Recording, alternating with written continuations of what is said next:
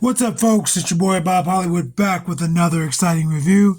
Today's review is going to be of this Marvel Legends Hydra Stomper Build-A-Figure Wave Agatha Harkness, and this is from the WandaVision television series. I have not seen the WandaVision Disney Plus television series, but this is a beautiful figure. It's of Catherine Hahn. It looks beautiful. It looks good. I think Catherine Hahn's pretty, but figure looks good. You see she's on the front of the box.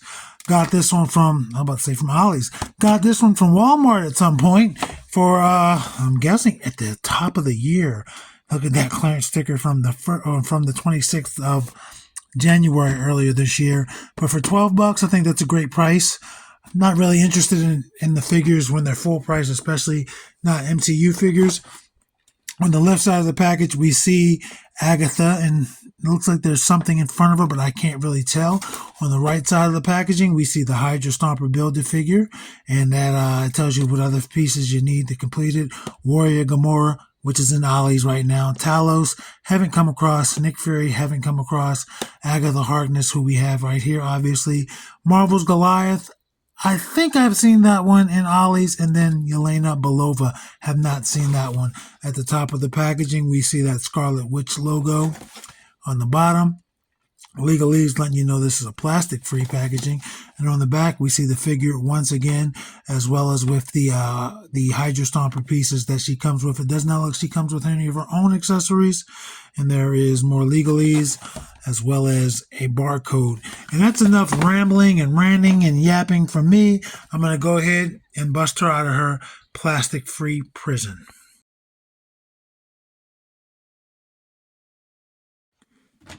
And just like that, folks, we are back. You see, I keep wanting to call her Catherine Harkness, Agatha Harkness, and her glory. You see these additional pieces, which again are all Build-A-Figure pieces for the Hydra Stomper. Looks like his back, his jetpack, and then two alternate heads. A human head and then a masked head.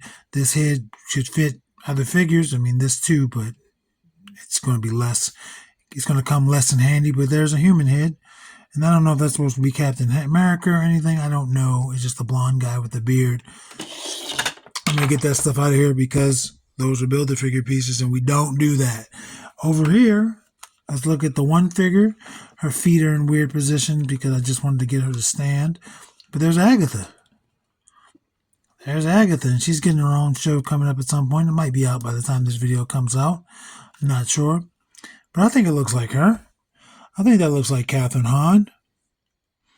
And some sort of weird, older attire. Not weird, but she looks like she's dressed from a different century. Again, I have not seen the show. That might be accurate. Or it might just be her style, man. I mean, it's 2024. People wear whatever they want. So even though she's an older woman from a different generation, she could just be like, this is what I want to wear. But I think it's because she's a witch.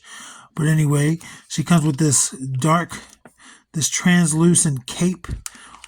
And I did not know if it came off or not, but I believe it does. I just want to try to get her head off so we can get that off. It's wrapped around her shoulders. So I guess in a way she comes with an accessory, but this is a translucent cape, shawl, whatever. It looks like candy. It looks delicious. Yum, yum. Give me some. But yeah, it just goes right on her shoulders like you saw. So guess what? That means it could go on another's figure shoulder just like you see. I'm going to get that out of here though. Take a look. I'm going to try to get these legs situated for her. That should be better. We'll find out in a second. I'm going to pop this head back on. As you can see, that head was just on a ball joint with a hinge. And she's got brown hair. It looks brown on camera. So yeah, the only thing that the only thing that tells you this isn't just a normal person is she has black fingertips. I mean, it looks gray, but she's got like, her fingertips aren't normal. Maybe she touched something. I don't know. Maybe that's a representation of her powers. I don't know. But of course, these are the typical Marvel Legend women's hands. So you could pop these bad boys out and put any women's hands on there. I mean, Obviously, it would be better if you tried to match the complexion, but if you don't want to, you don't have to. You can do whatever you want with your action figures. But I don't know why her fingertips are black. Again, I don't know the character. I don't know the show. I just know, bada bing, this is an action figure with a big old dress on. So that's cool. But yeah, I like the little brooch. I can't make out what it is, if it is anything in particular, but maybe it's significant, and I've thrown the box halfway across the room, so that doesn't help. And she's wearing a dress. Blue. Got some greens in there. Only paint is right here across the abdomen, across the midsection, but everything else is just unpainted. No wash. You could do what you want with it. Let's go over her articulation. Her head will rotate 360.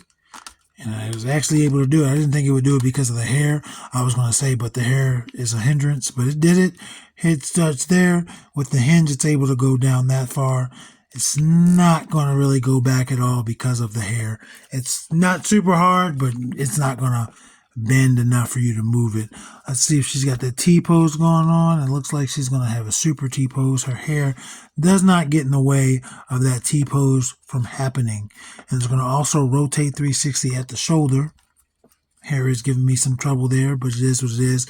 No bicep cut. They went the old route, I guess, because of the design of her clothing. But she just has that hinge and swivel at the elbow. Her hair is getting in the way, but I don't even think it's 90 degrees. If anything, it might be at 90 degrees, but the hair is getting in the way. The clothing are getting in the way of even it rotating. And obviously, it'll rotate at that elbow. I think I broke it. I don't know. I'm not going to do that again. I think I broke it. Yeah, I think that's really gummy. And the hinge that's in there, that peg that's in there, oh, I might have broke her arm. That sucks, a bag of dicks. But her hands rotate 360, and they're on horizontal hinges. I broke her elbow. This left elbow is effed.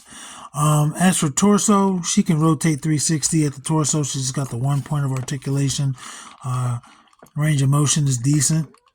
Kind of gappy, but not terribly so. The skirt helps hide that, obviously. She's not going to give you any split. The articulation's there, but this dress doesn't have any cuts on the side for her legs to come out.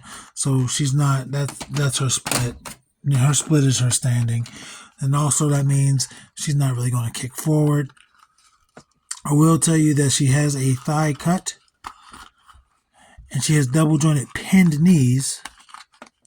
So if you want to cut this skirt and take advantage of the articulation that's there for another figure or custom or anything, it's totally possible. It's just that with the skirt, you're not doing anything. And she has a hinge on her ankle as well as it pivots and peg holes. So that sucks. They could have put some splits on the sides of the dress so you could take advantage of the articulation. But as it stands, she'll just be standing on your shelf, more or less like that. And let's get her height.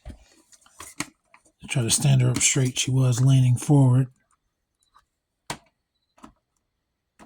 Come on, lady. Face plant. I just realized I'm ill prepared for a review because I put away the review crew. And she is about 5 3/4, more than that, but less than 6. Let's get the review crew, do some size comparisons. I was not prepared because I was doing something else before I started recording, and I forgot that I did it.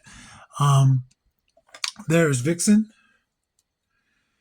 and there's Andra. Both of them are going to be taller than her. I do not know Catherine Hahn's height. Let's bring in her label mates. Killmonger, who is also an MCU figure. And then Lando, who is a Star Wars figure. And Lando and her are about the same height. I gotta close this window when I'm done. It's getting chilly in here. John Jones,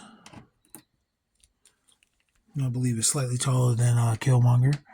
and Devin. And Devin is taller than her, just slightly so.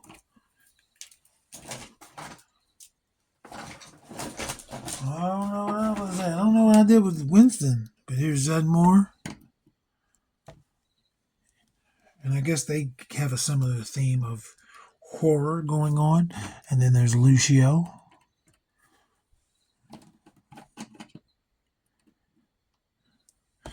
And technically Lucio is, I'm going to say they're the same height. And she's roughly the same height as, her head's taller than both of theirs, but they're all roughly the same height. For our final size comparison, who obviously she's going to be smaller than, it's going to be Roadblock. And it's going to be Titus O'Neil. Just barely coming past their shoulders. Well, that is Agatha Harkness. I like the way the figure looks. I do appreciate the look of the figure, but her articulation is trash beyond trash. I'm going to knock her elbow out. To me, it's just being tight and me not warming it up. I don't think everyone will have that issue, but there's no leg articulation.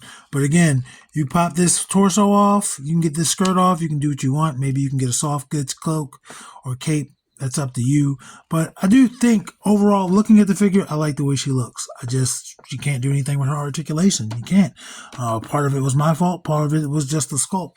Anyway, action figures speak louder than words.